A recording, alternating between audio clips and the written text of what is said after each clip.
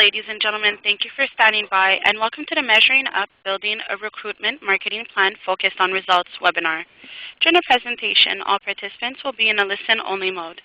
If you would like to ask a question during the presentation, please use the chat feature located in the lower left corner of your screen. If you need to reach an operator at any time, please press *0. As a reminder, this conference is being recorded Wednesday, September 11, 2013. I would now like to turn the conference over to Erin Jacobson. Please go ahead, ma'am. Hello, and thank you all for joining today's webinar, Measuring Up, Building a Recruitment Marketing Plan Focused on Results. As a reminder, this webinar is being recorded. By the end of the day tomorrow, you will receive an email from us, which will include today's webinar slides, recording, and information containing HRCI credits. This information will also be available at ere.net. We've had an overwhelming response on this topic, but before I get to it, I'd like to say a quick thank you to Jobvite for sponsoring today's webinar. I'd like to introduce Katie from Jobvite, who would like to take a few minutes of your time before we kick this off. Thanks, Erin. Hi, everyone. My name is Katie Williams. I'm the Marketing Programs Manager at Jobvite, and I just want to give a quick overview of who Jobvite is and what we do. So Jobvite is a best-in-breed recruiting automation platform, and that means we only focus on recruiting and provide many different solutions and tools for the recruiting function. And some of the tools we do offer are social open web sourcing and search, and we help you build and manage your talent pool while making it easy for you to collaborate with teammates and with coworkers. We have incredible campaign management and job marketing functionality and offer full social referral tracking. So basically, Jobvite will take you all the way through the hiring process, from deep applicant tracking, workflow management, dynamic interview scheduling, and company branding with hosted career websites. So here are some of Jobvite's customers. We power many of the who's who in corporate hiring and talent pool sourcing, and we cater to all industries, from high tech, energy, all the way to healthcare. And Jobvite also spends a lot of time with customers like Twitter, Zappos, LinkedIn, HubSpot, and many more to drive our products to be all that they are. Thank you so much for letting Jobvite be part of the webinar today, and I hope you enjoy the presentation. Thanks. Thank you, Katie. We are very lucky to have Tracy Parsons speaking today. Since 1995, Tracy has been developing digital solutions. Currently the owner of PSC Inc., she continues to be dedicated to bringing cutting-edge, thoughtful, and measurable solutions in the talent acquisition space. Welcome, Tracy. I'll turn this over to you now. Thanks, Erin. Hi, everybody. I'm so excited to be here and share with you some of my passions around measurement and marketing. And I absolutely love recruitment marketing, and I think this is a really exciting time in our business. And I wanted to be sure to thank the team at Jobvite for sponsoring this. So without anything else, let's just get on with it. I assume we're all here today because it's almost impossible to make heads or tails of all the solutions that are out there in the recruitment space, and it's hard to know what's working and what's not working. And every day something new is being launched. Actually, every day 3 new things are being launched, and it's hard to know what's working. So my goal for today is that we come away with some concrete ways to make a plan that's driven around results and how we can apply some of these concepts to evaluating media choices, because we're probably all in the midst of media planning for this year.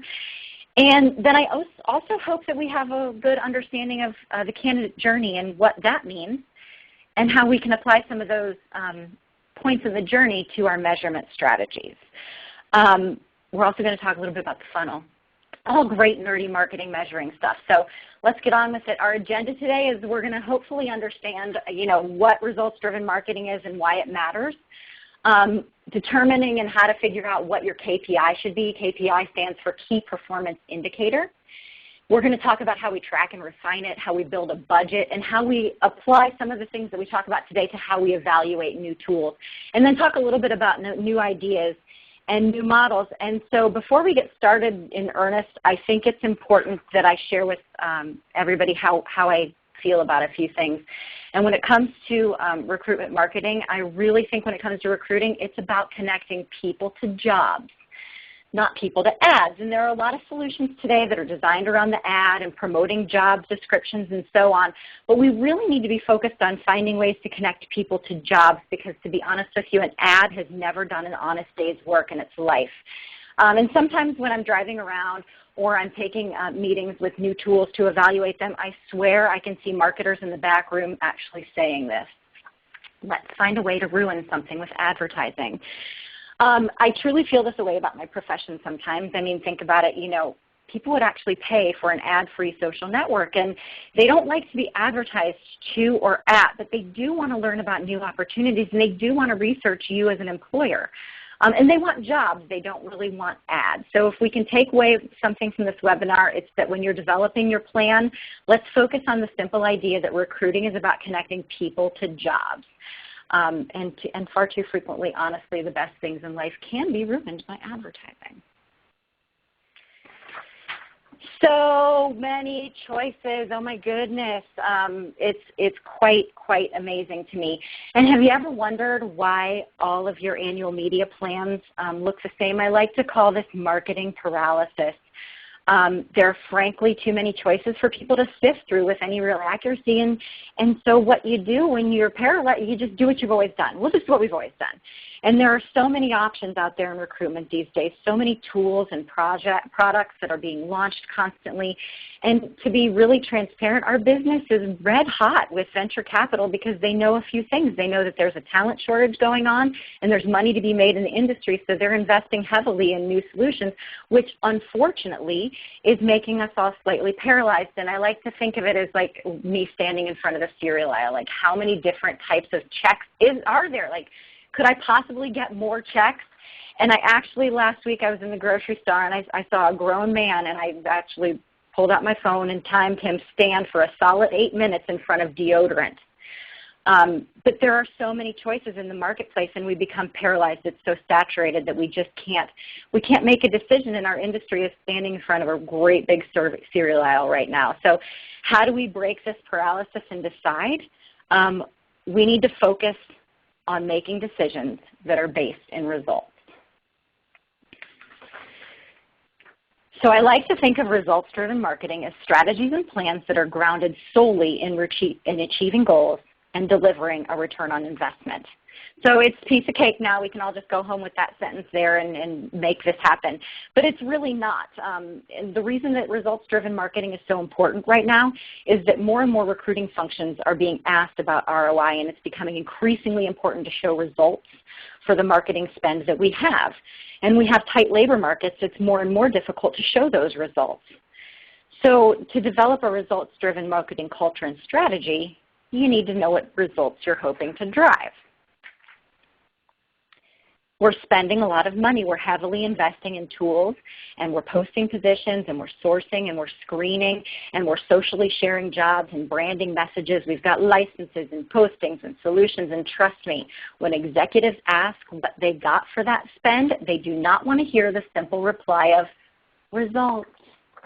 It's not a yay. So when we're trying to figure out how we avoid the response of, we just spent several $100,000 of the organization's money to get results, we're going to have to identify ways to craft a plan that can deliver results, and that honestly is music to the ears of executives that are longing to recognize an ROI from our recruitment marketing efforts. So when we're developing a measurement framework, we need to be focused on two things. One, results must be tied to a company goal. Does your company need to hire more talent, better talent, get similar outcomes from last year with fewer dollars? So right now I want you guys to think about what your company's goals are in terms of organizationally and in the recruitment function, and go ahead and write one of your goals down. I'll give you a second to do that.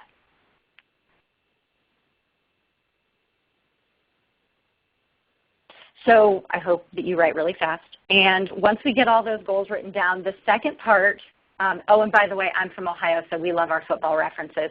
But the second part is developing that framework is making sure that it's measurable. Yay, football references. And so when we talk about measurability, it needs to be mathematically measurable with numbers and trends. We want measurable results that are also quantifiable. So simply stating that we got results is a misnomer. Results are going to happen over the course of doing business, but what were the results? So right now I'm going to tell tales on my industry, and you're going to see some statistics on the next page that are just mind-blowing to me. So 0.1% is the average click-through rate on a banner ad. 4.3% is the average click-through rate on an email. And I think these are really sobering points to ponder, and I think it kind of bolsters the idea that people are not interested in being advertised to, but they are interested in learning more about you. So when you flip that math on its head, it means nearly 100% of the people ignore your ads, and more than 90% ignore your email. So what do we do with that? You know, how do we start to take an approach to change that? And it's all about developing a key performance indicator and understanding, you know, what those insights are to help you get started on building that. And let's just talk about KPIs. These should be very, very measurable to your marketing, your spend and your return on investment. They should show you the temperature of your marketing performance. These are something that you should be updating regularly. But before we go all dashboard on everybody, let's see if we can't figure out some of the KPI for your organization, because every organization is different.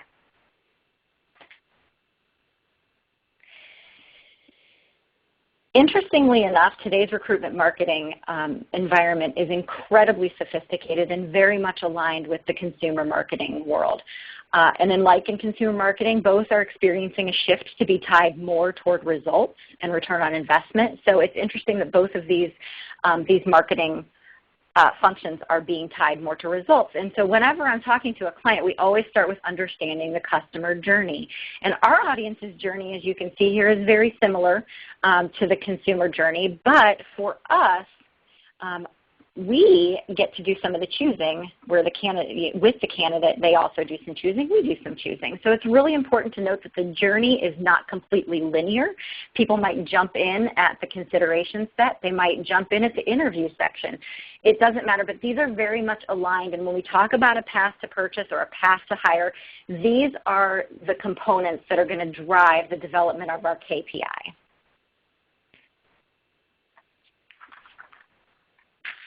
So let's break the journey down a little bit and talk about the associated metrics with each step in the journey and how these metrics can be used to measure our results.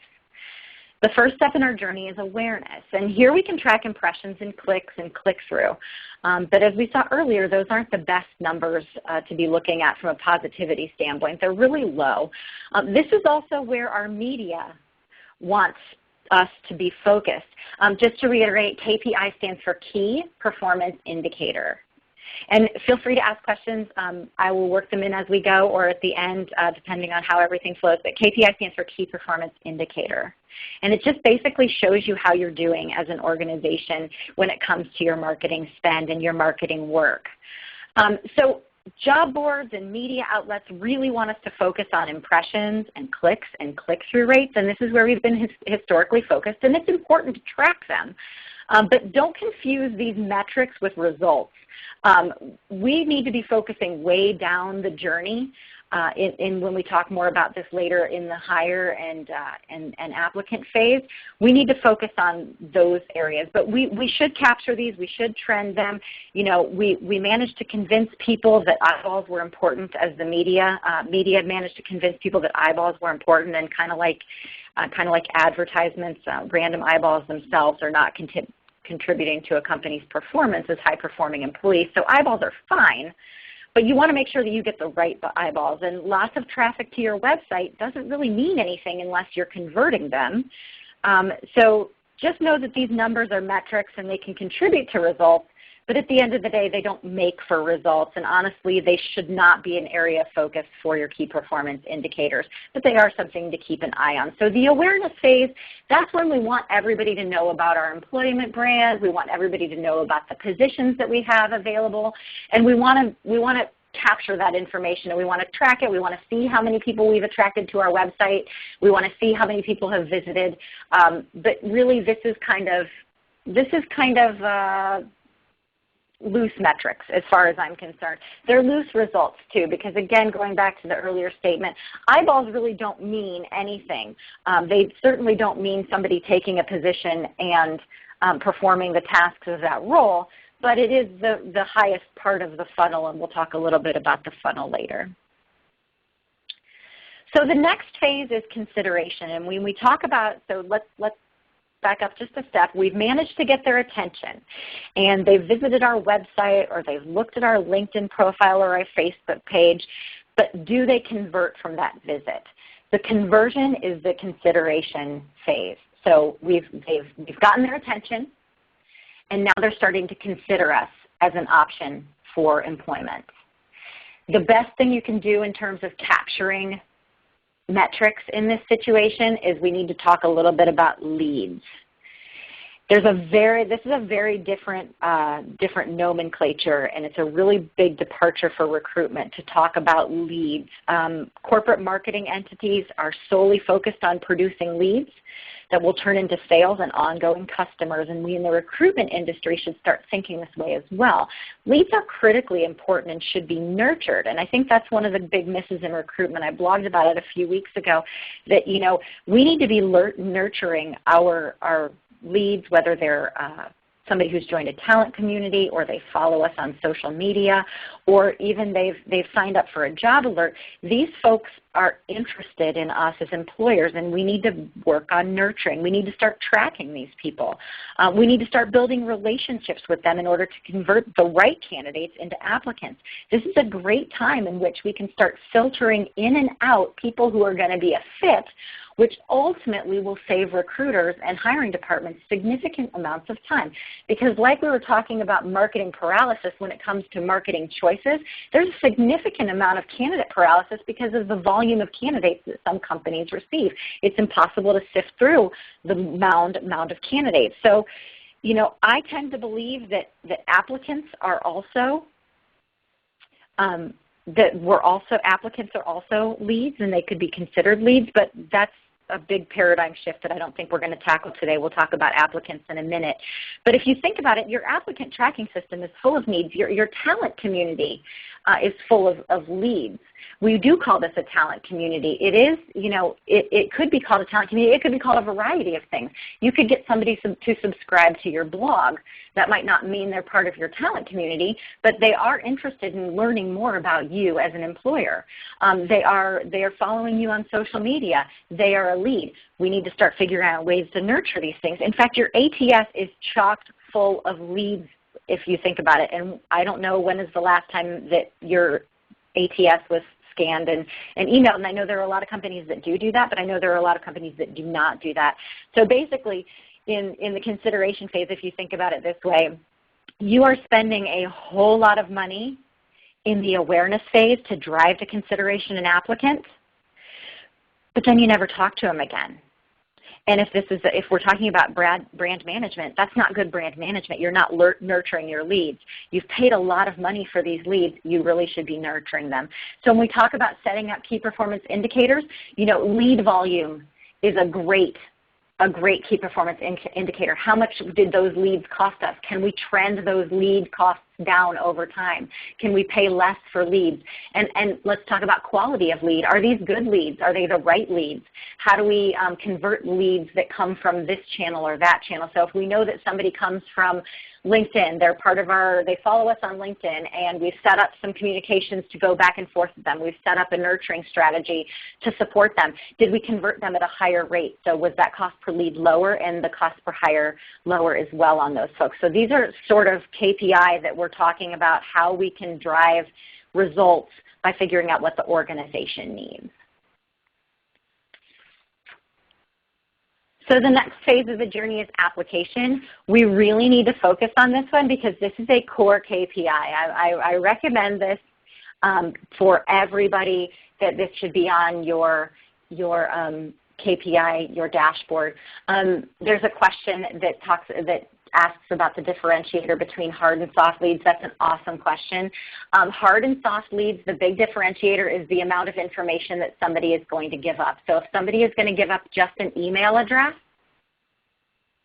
they're going to be considered a soft lead if they just follow you on social media. But a hard lead is going to give you more information than, say, an email address. They're going to be, think of them as raising their hand to really get engaged with your brand, and not just kind of a soft way of, hey, I'm following you on LinkedIn. More of setting up a hiring alert would be like that. Connecting with recruiters on LinkedIn would be more of a hard lead example. So that's a great question. Back to application, I had a client who was amazing at tracking quality. And this is a very, very difficult conversation that we have with everybody when I have a new client is, how do you get to quality? How do you understand quality? And it's not that easy. It's possible. So think about it this way. You paid money to get people to your website, and you managed to convince them to endure the application process. Although I think it's really getting better across the board, but it's still kind of challenging. So now you have them, and they want you. And this is where we need to, this is where we start to get involved in the choosing. And the best organizations are tracking quality. They have had the conversation of what it means to them, what quality means to them, what a quality candidate looks like. It might be the development of a persona. It might be that they have these skills, or they've worked on these types of projects, or they've worked for these brands, or they've delivered these types of deliverables. But they know what a quality candidate looks like in their organization, and their recruiters are trained to identify them. So they've had this conversation of what that means, and they've documented it, and believe it or not, they're tracking against it. And so when we hang up today, if you do one thing this quarter, if you take one thing away from this webinar, I want you to define what quality means to you and your organization and how you're going to execute against that. That is going to drive the most measurable results for you moving forward. That should be your core KPI, is what is the quality ratio of every source you use, and what is the cost per quality. This needs to be a core KPI. No one cares if the fire hose is on and pouring out bad candidates. You can attract all the candidates in the world, and if they're not good candidates, it's not going to matter. Any media source is going to go out there and say, oh, we'll send you thousands of candidates, and you're just looking at them going, no, I need really 5 really good ones that I can place tomorrow. So quality, quality, quality. Go home, hang up after this, and go figure that out for your organization. If you need any guidance, I can point you to organizations that have done it. I can help you myself. But this is what we need to take away from this. Talk about quality. Have that conversation today. So we're interviewing people, and they've applied, and that's awesome. And interviewing is an interesting activity. It was funny. I was doing a quick listening project for a client, and there are a bunch of tools out there that you can listen to conversations that happen in social media and online, and you can find out interesting things about people, their thoughts on your interview process if you just listen to it. So if you have any questions about that, hit me up on Twitter later. It was an interesting finding, slightly off topic. But when we get to the interview process, declines are expensive. You've spent this money to attract them. You've nurtured them effectively. You've got the right people in front of the hiring manager, and then we weren't able to close the deal.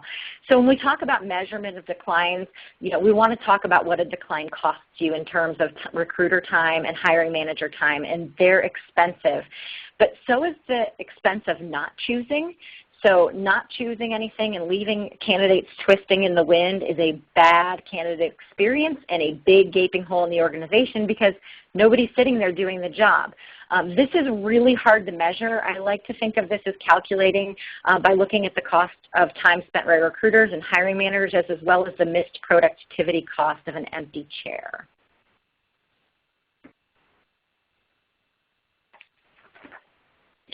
And then this is the big banana. So many organizations are measuring website visits and Facebook fans and LinkedIn group numbers and applications, and a lot of organizations know their cost per hire. But what they might not know is their cost per hire by source. This is also going to need to be a KPI for people. Fans and apps and visits are not hires.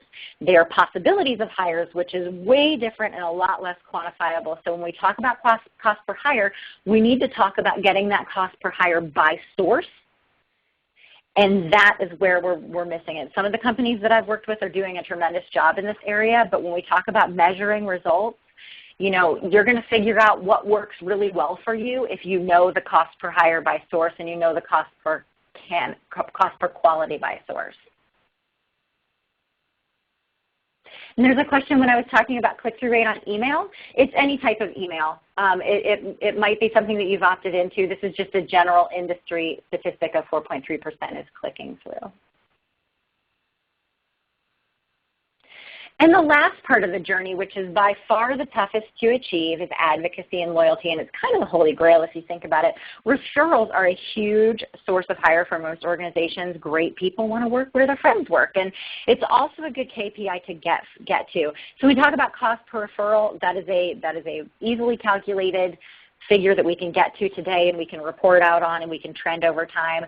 Lifetime employee value is a little bit harder. No one has nailed this to my knowledge, but if you have nailed it, again, ping me on LinkedIn or Twitter and I would love to talk to you and figure out how you got there. I'm still hoping that if you're still with me and understand the candidate journey. So now let's talk about the sales funnel. I love the sales funnel because it's really not something that the recruitment industry has gotten around so much, but I think it's a really valuable tool when we look at the journey and how we can map against that. And here's an example of a funnel with some fake numbers to think through when you're working through your KPI. Oh, back to the statement about the cost of not choosing a candidate versus the expense of a candidate declining. The candidate decline, I think they're both equally challenging in terms of measure. I think one of them impacts your employer brand. I think the cost of not choosing impacts your employer brand a little bit more than the cost of a decline because having candidates out there talking about wondering why they weren't picked or anybody was picked or wondering what's going on in the role, I think is a huge issue for a lot of candidates and a lot of employers as well. So, and it's hard for recruiters because you don't sometimes know why no choice has been made, and so you'll get candidates calling you constantly of like, why is this happening? And you don't have an answer for them, and that drags on your time. It's a drain on your time. It's a drain on the hiring manager's time, and it's a drain on the brand. So look at this funnel. It's so simple. We just, plug some numbers in here, and obviously these are all dummy numbers. But when we talk about awareness, right, so this is total media impressions. This is all of the ads that we're putting out there in the universe. It could be banners. It could be emails. It could be job postings. It could be social updates. It could be anything. Anything that somebody has had an opportunity to interact with our positions or our brand is the awareness stage. And we're looking at impressions here. We want to track impressions. We want to be able to trend impressions. And then we also want to look at clicks in terms of awareness. So did we send out a bunch of postings and a bunch of social media updates, but nobody clicked through? It's an opportunity to examine the strategy to see, well, why are they not clicking through? Is this message not resonating with people, and why is it not resonating with people? And then we get into the consideration phase where we're looking at visitors to the website. We might look at hard leads and soft leads. And again, this is a total nomenclature departure for human resources, but I want you guys to think about it. So in terms of hard leads and soft leads, let's talk about who's in our talent community, who's following us on LinkedIn, who's following us and fans with us on Facebook and Twitter. What are those people? Have they given us information, and what are we doing to nurture these consideration folks into the application pool? And then when we talk about applications, we want to look at quality. Let's say that we've received 10,000 quality applications and 30% of all applications were quality. You'll want to trend that over time. And those applications led to this many interviews and ultimately this many hires. So when we talk about creating a funnel, you want to create it from that standpoint of the journey, because each part of the journey makes the pool get a little bit smaller.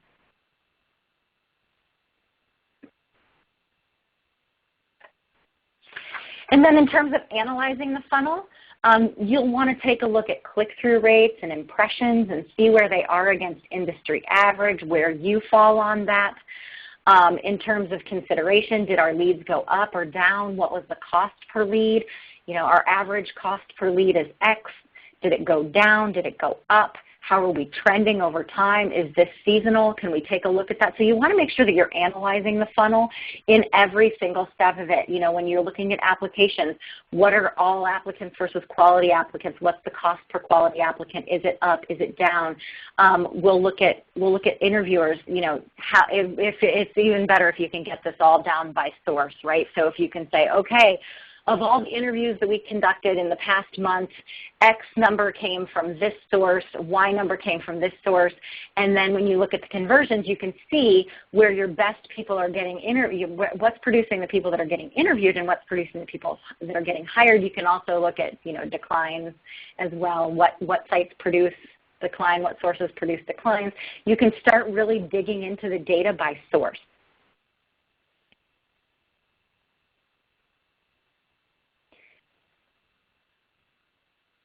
So now we've got some KPI, and we're going to start building a plan. And I really, this tickles me because so many people are like the marketing paralysis, and you know, you can't make a decision. So it's just as easy to continue to doing what you're doing, and you know, you finally have time to do this. But once you have the goals that matter to your company and you take your funnel and you begin to build a dashboard and you fill those dashboards with KPI that are relevant to your organization, so you can take a look at what's working and what's not.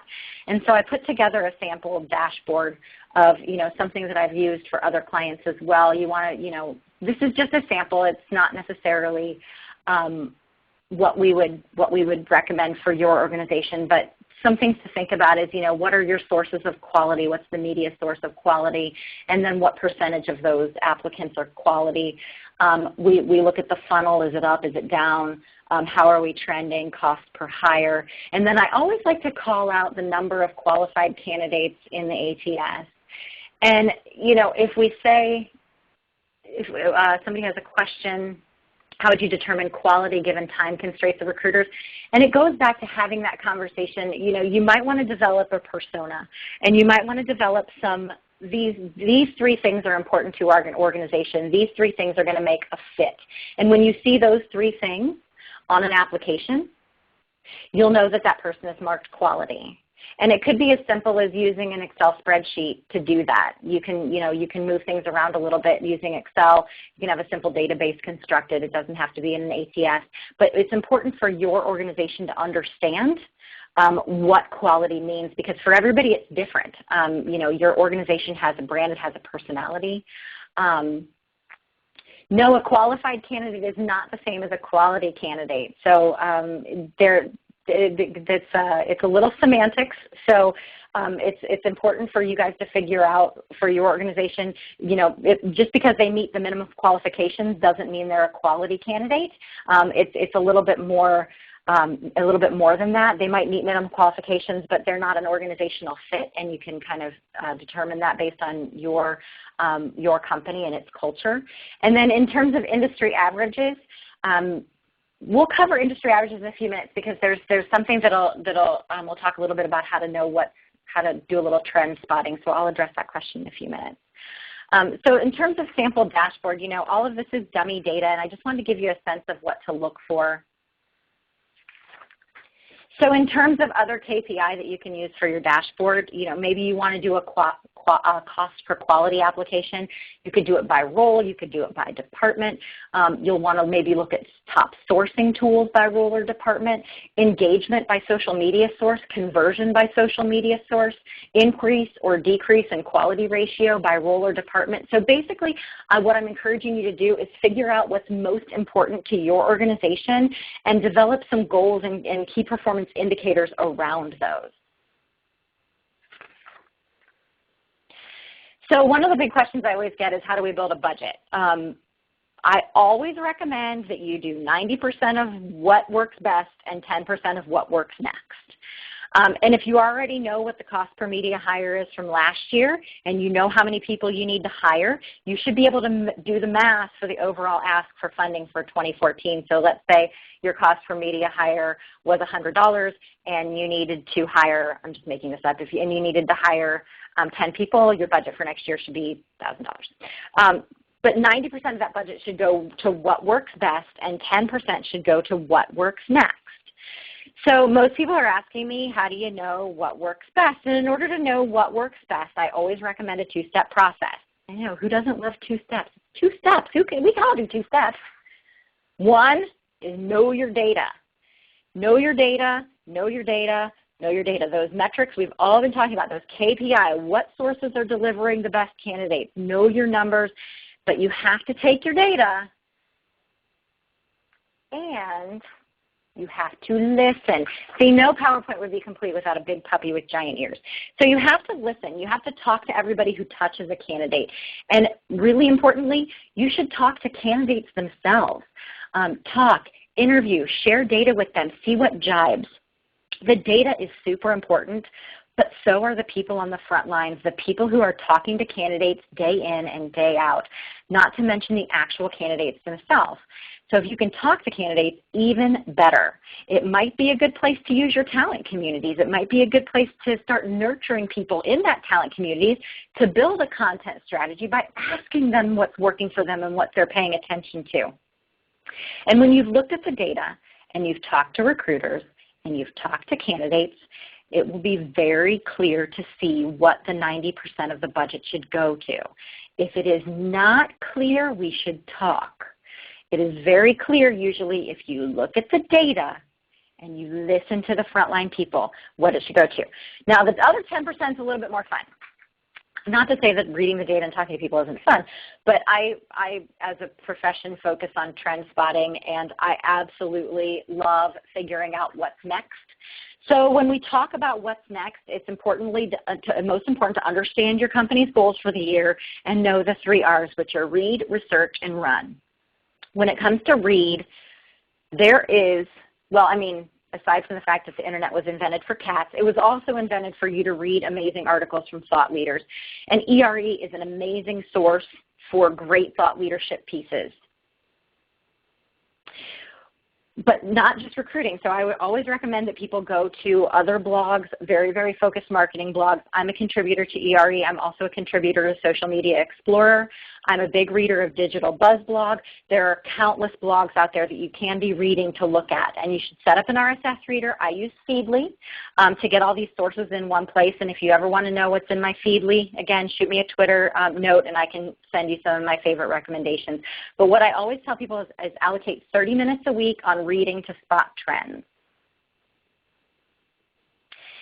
When it comes to research, along with the reading, you should probably develop a group of companies in recruiting and marketing that you think are absolutely brilliant and look at what they're doing and emulate what they're doing. Try and find different points of differentiation. What are they doing differently? How are they doing it? And you want to talk to candidates. Ask them what they want. It's very simple. And then in terms of run, 10% of the budget is not very much. I recommend that you pick a few things a quarter to try that are aligned with your company needs to achieve and run pilots. So I'm a big believer in pilots. You should probably run one every quarter, but make sure when you're setting out on your pilot that you have distinct, measurable, quantifiable goals in mind, and that your pilot partner knows what those goals are so that you can determine if that new tool will make it into the knowing what works bucket for next year. One thing I have always seen is that when a new tool is tested and it produces measurable results, there's always a few dollars that can be found or shifted to support it. People will always support stuff that delivers measurable results.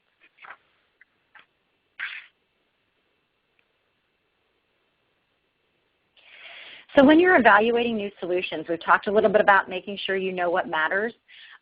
You always have to measure new solutions through the lens of your newly established KPI. Does the solution address a goal we have? No, then you should pass. If it's a yes, then find a way to allocate funds to it. Never, ever, ever be afraid to tell your agency or your media partners or your solution providers or any of those folks what your goals are. And it's important that you tell them in terms of what your measurements are going to be, because if they don't have ways to measure, it will make them better partners because they'll be forced to figure out ways to measure their tools in order to make the sale. So I hate paying for impressions because they are simply eyeballs, and eyeballs don't do the job. So more necessarily isn't better, and impressions doesn't necessarily mean that you're going to get hires. I would rather pay for performance, and I do see a day where that's coming soon. So in the end, it is your budget, and I want our industry and all of the marketing folks to begin to think about what we're paying for. Right now we're paying for impressions and clicks, and we're not paying for quality applicants and hires, and I happen to believe that pay for performance is the future of our industry. I happen to believe that there are going to be solutions that are going to come to market that are going to be financed that way, that they will say, you know what, you can access our tool for free, but you'll pay us if you hire somebody. Those tools are coming. I just know they are. And in fact, a couple years ago, I put my money where my mouth was and did a media plan for a client for free, no commission, but they paid me on the number of hires they made from the plan. It went so well that they ended up having to cap the plan because they were getting so many hires from the plan. So I do think that this is the future. We do have a couple questions here that I want to address before I wrap up. What if there is no data? I'm a 30-year-old recruiter, I'm a recruiter with a 30-year-old company who's never had a recruiter. That is a great question. I'm going to have to really think about that. So if there's no data, I guess that would be more of a conversation than a question. I'm assuming that there would be some level of data. I assume that you have applicants somewhere, maybe an old file cabinet. It might be an opportunity to start from scratch. It might be an opportunity for you to set up and envision what the future should be and not necessarily worry about the history. I unfortunately feel that's a bit of a flip answer, so I'm not satisfied with that answer. But I would really like to talk to you more about that. I want to understand how we can get some data for you to start measuring. Do you have benchmarks for recruitment marketing budgets aligned to the number of hires and current employees? I don't have industry benchmarks. I have some segmented benchmarks that we can talk about offline.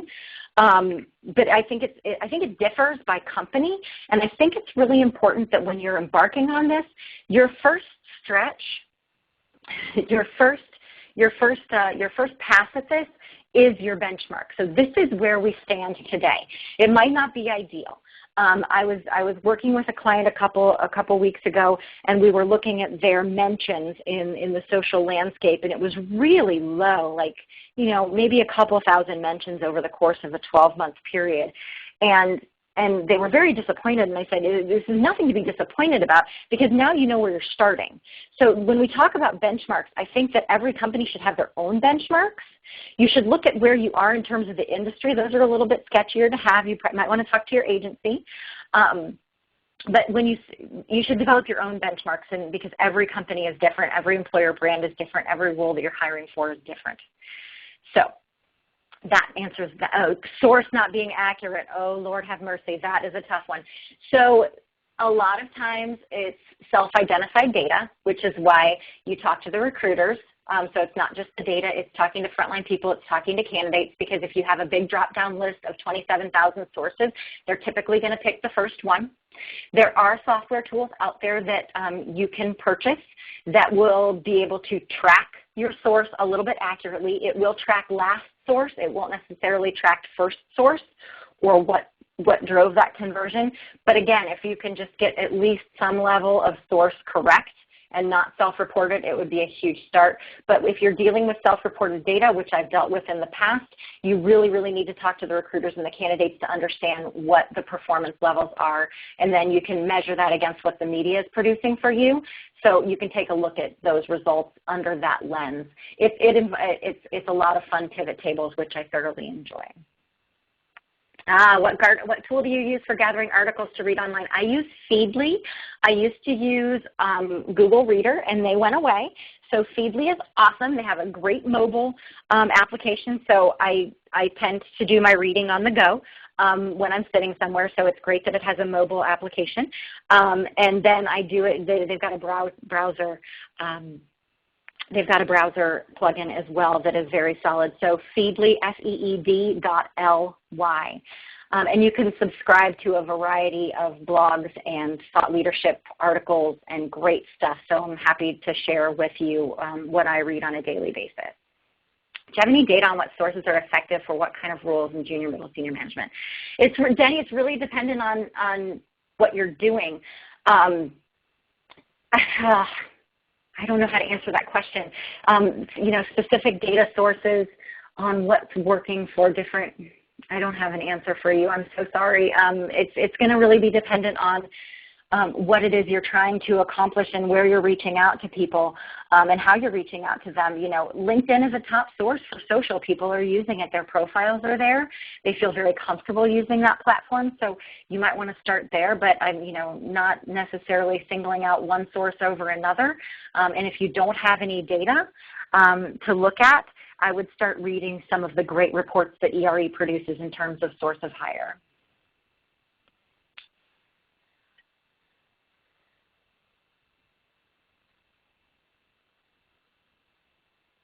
Glenn, that's a great question. So Glenn asks that I make it sound like recruitment's marketing is a parallel but separate effort from a company's main marketing department.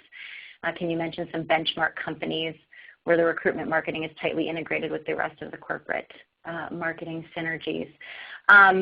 I have had a wonderful past working relationship with DaVita. They work very closely with their marketing department. There's a lot of synergies there. If you want to get in touch with Kristen Newbert, she leads the employer brand and recruiting innovation for them. So I always point to DaVita. They do a tremendous job. What do you think of Act On? I'm unfamiliar with Act On, but I'm writing it down because I can't wait to go look and see what it is. By focusing, okay. Oh, my Twitter handle. Let me go to the last slide. Sorry. T Parsons, at T Parsons. You can always hit me up on LinkedIn. Feedly, I think, is what you were talking about. FEED.LY.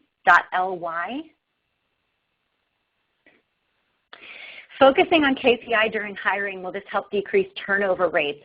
If turnover is an issue, then I think candidate quality needs to be discovered in terms of KPI because we need to figure out what's driving candidates out the door.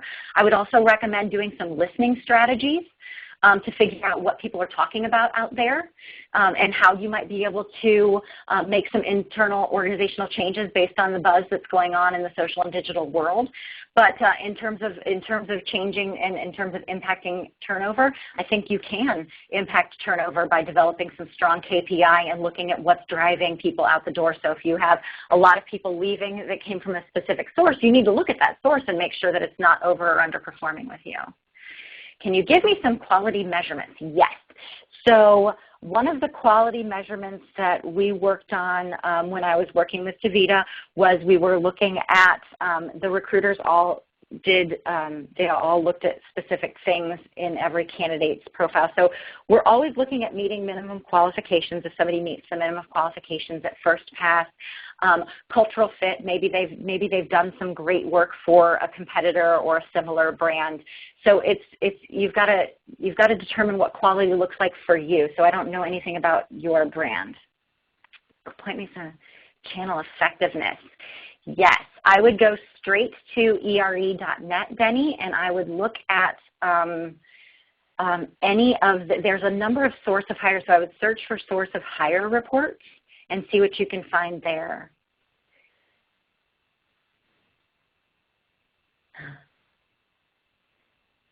Well, in terms of what works best, you know, again, once you've taken a look at the data and you've listened to the recruiters, search is a great tool. Social is a great tool. I've seen social do amazing things for brands. I've seen social increase candidate quality to a degree that was unheard of. And the reason that the increased candidate quality was because they were taking the time as candidates to get to know you as an employer brand.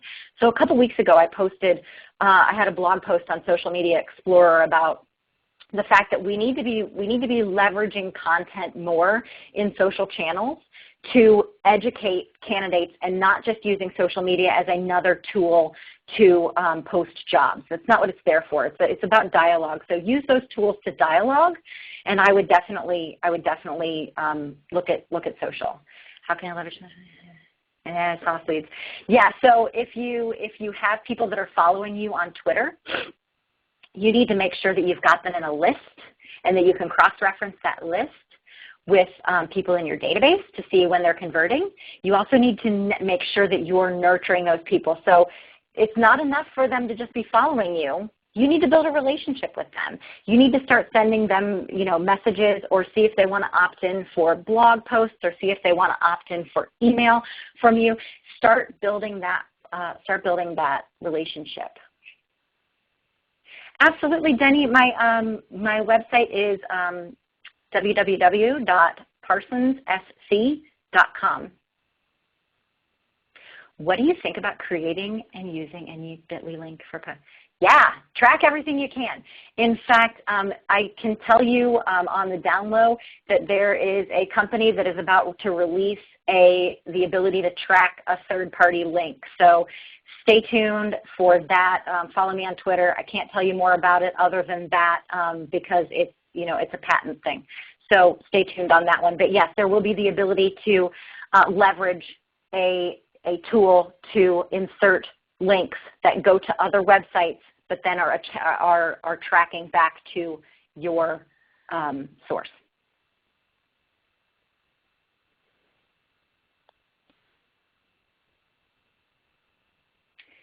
Oh my gosh, experiences and accomplishments. Do you have any great advice in general for recruiters to succeed? I'm reading a really good book called Enchantment and Creating Enchantment. It's by Guy Kawasaki, who was a chief evangelist for Apple. I highly recommend reading it. It's about simple ways to create goodness in the world and enchant people in very authentic and nice ways. So honestly, being successful means being incredibly transparent and helping people know where I'm coming from at any given time. I don't have a lot of ulterior motives in the world, and I think that serves me well. So that would be my advice. Source of hire, do you think the data crediting your career site? Yes, absolutely. So when it comes to source of hire and your career site shows up as like the #1 source, that concerns me because I don't know very many people that wake up in the morning that says, oh my gosh, you know what, I need to go to careers@yourcompany.com this morning. I cannot wait to see what happened there. So I do think I think there's some flawed logic in there. I do think that they get there somewhere. So it might be that they saw something at an earlier date and then they remembered you later. There's something that triggers that visit, so I don't think the visit happens in a vacuum. Some examples of hard leads. Job alerts are great. Actual applicants are even better. People who engage with you on social. So if you are running a LinkedIn group and people are actively reaching out to you about opportunities, that would be a hard lead. Those are the 3 best. If you start there, you'll go miles. So Jeffrey, I recruit for manufacturing workers, assembly maintenance, with pretty much no budget. Yeah. Wow, that is a great question. There are lots of free tools that you can leverage. Search is one of them. So make sure that your jobs are very well optimized for search engines. Twitter is very low cost. Facebook is very low cost. Those things are very low cost. So focus on the low cost. In terms of manufacturing, I'm pretty sure that almost everybody on the planet is on Facebook, so that might be a good opportunity. Employment brand from an employee perspective blends into recruitment marketing. How do you separate those things? Wow, that is a great question, Judy. Employment brand from an employee perspective blends into recruitment marketing. How do you separate it based on KPI? Well, I think that's where we get into the advocacy and loyalty piece that we were talking about earlier. And how your employees feel about you as an employer will impact the way that they recommend you. It will impact your retention and turnover rates. So when we look at a KPI of turnover and retention, that can be measured against your employer brand, how they feel about you leaving. Also boomerangs. I don't know if anybody's tracking boomerangs, people who come back to the organization, but understanding what drives a boomerang could be a whole strategy for you. There's also the opportunity, again, of remarketing. So, keep those people warm, keep them nurtured in the environment. Keep your employees nurtured. There's no reason why you shouldn't be marketing to your current employees as well. Any suggestions for recruiters to utilize in healthcare? Yes. Get social, get mobile. Those folks are using those tools constantly. You guys have really good questions. I hope I'm answering them okay. And Annette, yes, I'm taking down your information.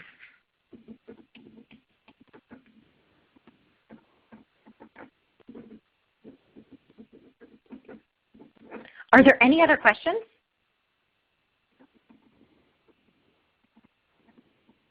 All right. Well, with that, I cannot thank you enough for your time, everybody. It has been such a pleasure to share some of these ideas with you.